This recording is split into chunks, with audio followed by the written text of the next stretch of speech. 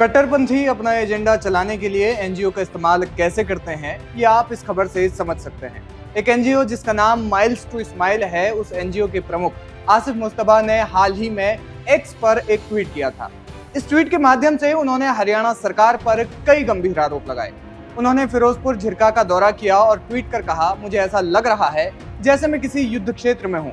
दरअसल नूह में अवैध संपत्तियों पर हुई कार्रवाई के दौरान उनके एनजीओ द्वारा निर्मित लगभग 100 से ज्यादा आवासों को ध्वस्त कर दिया गया था।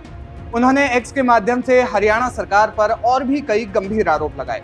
लेकिन इन सभी आरोपों से इतर ये जानना अहम है कि संदिग्ध संगठन माइल्स टू स्माइल ने सरकार द्वारा ध्वस्त किए गए अवैध अतिक्रमण के बाद अतिक्रमणकारियों के लिए राहत अभियान भी चलाना शुरू कर दिया है, जिसका लक्ष्य है प्रभावितों के लिए घरों का पुनः निर्माण करना। और इसके लिए संगठन ने 2.5 लाख रुपए की राशि पहले ही जमा कर ली है। बता दें कि ये सभी प्रभावित रोहिंग्या मुसलमान हैं।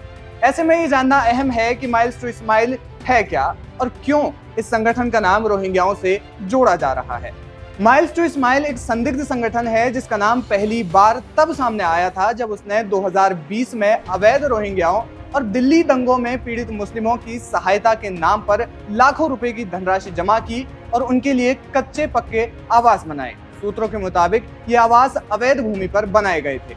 इस संगठन की स्थापना ही दिल्ली दंगों के बाद हुई थी। संगठन की अब तक की गतिविधियों से नजर आता है कि वो रोहिंग्याओं को खुला समर्थन देता है।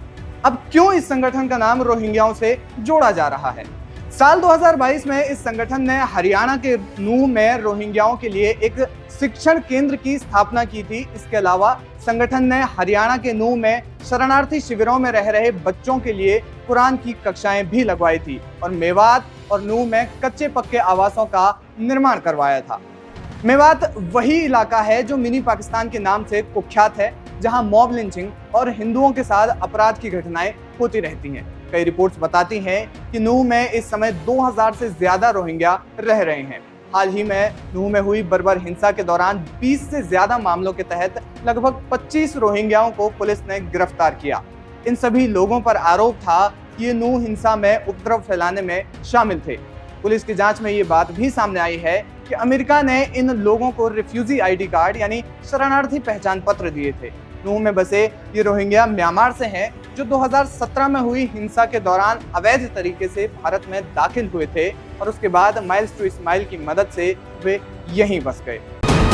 वीके न्यूज, राष्ट्र के नाम।